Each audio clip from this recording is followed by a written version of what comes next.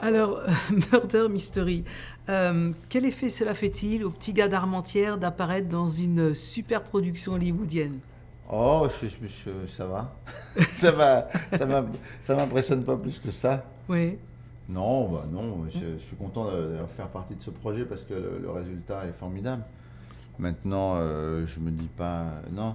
Et en fait, je suis pas du tout blasé, évidemment, hein, moi, j'ai gardé. Je pense que ce qui est important, c'est les relations humaines, quoi. Et, quel que soit le niveau de notoriété des gens. Et en plus, au plus on monte dans la notoriété, au plus les gens sont sympathiques, je trouve, Mhm, hein. mhm, Sauf s'ils ont un grain ou si ils gèrent difficilement leur carrière. Mais en général, au plus les gens sont connus, au plus ils sont sympas. mhm. Et quand j'avais bossé avec Will Smith ici, c'était pareil, quoi. Ou quand j'ai eu la chance de rencontrer des stars absolues, un exemple de quelqu'un d'une grande humilité, d'une grande simplicité, d'un un génie absolu, c'était Charles Aznavour.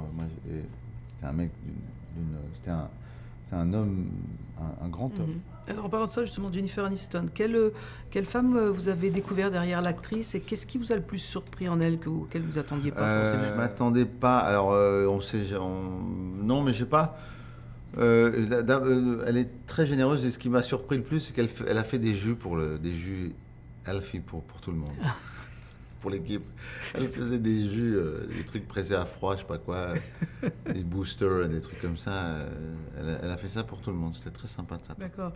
Pourquoi avoir attendu, vous êtes à Los Angeles depuis quand même pas mal d'années, pourquoi avoir attendu autant de temps, participer à un projet comme celui-ci? Parce que je lisais pas des choses qui m'intéressaient. Mhm, J'ai- D'ailleurs, il y a d'autres films qui ont été faits avec d'autres acteurs français que j'ai pas fait. Et ça m'intéressait. Enfin, c'est pas que ça m'intéressait pas, mais ça pouvait être même des projets intéressants, mais le rôle. C'est-à-dire, je me disais, mais pourquoi il me propose à moi ça, quoi? Je comprenais pas. mhm, Après, c'est une question de sensibilité. Je sais pas. C'est pas une question de dire j'avais raison ou tort d'accepter ou de refuser. Enfin, surtout j'ai refusé, mais en tout cas, moi en plus, comme j'écris mes films, que je voyage déjà beaucoup avec mes films, j'ai une grande liberté de faire un peu ce que je veux. Donc je vais pas aller m'ennuyer pour pas être plus grossier sur un plateau où j'aurais le sentiment de pas être à ma place et de pas pouvoir jouer un personnage qui soit intéressant, quoi. mhm. Voilà. Ça a du sens. Inspecteur de la Croix, il y a eu beaucoup d'inspecteurs français quand même dans les films américains. Qu'est-ce que vous souhaitiez apporter de différent? Quelle énergie, quelle Les différence ronds de aussi? fumée, évidemment. C'est Je suis le formidable, seul. c'est vrai. Je suis le seul à faire des ronds de fumée comme ça. C'est- J'ai rajouté dans mon CV d'ailleurs. Dans le curriculum vitae, j'ai mis faiseur de ronds de fumée. Smoke ringer. Bienvenue chez les Ch'tis a encore fait 6 millions, plus de 6 millions 6 de téléspectateurs. Est-ce que vous Quatrième regardez... je crois, ouais, c'est dingue, hein. C'est fou. Donc, est-ce que vous regardez toujours le film avec la même émotion ou avec ces années de recul, vous le voyez différemment maintenant? Ah si, alors je vais vous dire, j'étais chez ma mère et il y avait La Maison du Bonheur qui passait, que j'avais pas vu depuis la sortie du film. Donc ça faisait 11 ans. Mhm.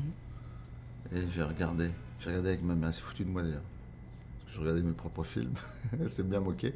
Mais c'était chouette. On l'a revu ensemble. J'ai revu ce film avec ma mère et j'ai aimé. J'étais très ému de retrouver. Et j'aime bien redécouvrir le texte. Parce que quand on est dedans, quand j'ai écrit le film, j'étais voilà, obnubilé par l'histoire. Et puis d'un coup, je redécouvrais le film différemment. Je me dis, Mhm. tiens, c'est pas mal. Ah, on voit les défauts évidemment et les qualités, mais je vois mes films avec joie, quoi. Mhm. C'est surtout, ce qui est formidable, c'est les témoignages des gens après la diff. C'est-à-dire, je suis dans la rue et les gens m'arrêtent pour me dire, oh là là, on a revu le film et avec bonheur, quoi. Donc c'est ça qui est chouette. Alors, à 52 ans, est-ce que vous avez l'impression d'avoir trouvé un peu, beaucoup, pas du tout, l'équilibre entre la vie professionnelle et personnelle? J'ai trouvé l'équilibre.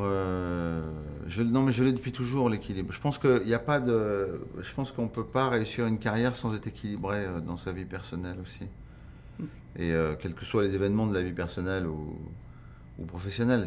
L'un va pas sans l'autre en fait. C'est très lié. Les deux sont très liés. Donc, mais j'étais déjà équilibré. Alors peut-être pas au début. Quand j'ai commencé à devenir connu, ce qui n'est pas quelque chose que je cherchais spécialement d'ailleurs à devenir connu, mais du coup ça s'est fait plus vite je pense. Mais je cherchais surtout à être, à faire ce métier, à être généreux et à ne pas oublier pourquoi je le fais, pourquoi je le faisais, pourquoi je le fais, c'est-à-dire pour le rêve de gosse que j'avais quand... elle est longue ma réponse, je sais. Pour le rêve de gosse, non mais le rêve d'enfant qui se disait je veux faire rire et c'est ça ma passion et c'est ce que... Voilà, je veux que ce soit ma vie quoi. Donc j'ai toujours été dans ce truc-là et je suis resté là-dedans toujours. Et donc je disais au début de ma carrière c'était compliqué parce que j'étais plus heureux sur scène que dans la vie. Et donc je comptais le temps que je passais sur scène en essayant de l'allonger, de jouer plus, et j'essayais de fuir la vie en fait. Et après j'ai fait une psychanalyse qui m'a permis d'aussi accepter la vie et de m'intéresser à la vie à part entière, quoi. Enfin la vie, quoi. Et après, l'équilibre, c'est de garder, d'être, comme on dit ici, grounded, de garder les pieds sur terre et de pas justement commencer à penser des trucs, à délirer, quoi, sur ce qui se passe. C'est pour ça que je prends les choses très simplement, comme on disait au début de l'interview, le fait de travailler avec... c'est pas le fait de travailler avec des stars qui m'intéressent, c'est le fait des stars américaines, c'est le fait d'avoir une belle relation avec elles, quoi.